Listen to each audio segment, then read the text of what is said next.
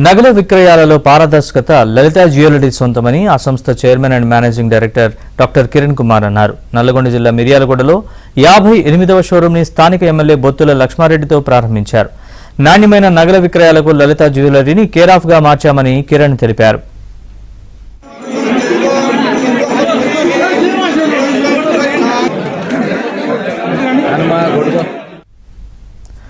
MLA BLR మాట్లాడుతూ నాణ్యమైన నమ్మకమైన సేవలు అందించి వినియోగదారుల మన్ననల్ని పొందాలన్నారు.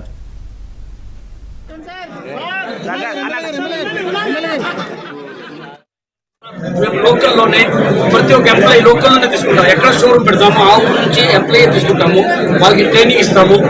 డబ్బులు ఎవరికి ఊరికేం రావు. మీరు ఎంత చూడండి, ఎస్టిమేట్ స్లిప్ తీసుకోండి, ఫోటో తీసుకోండి, 4 కాదు 40 షోరూమ్ లో కంపేర్ చేసుకుంటే ఎక్కడ తక్కువ ఉంటే అక్కడ కొనుక్కోండి. డబ్బులు ఎవరికి ఊరికేం రావు.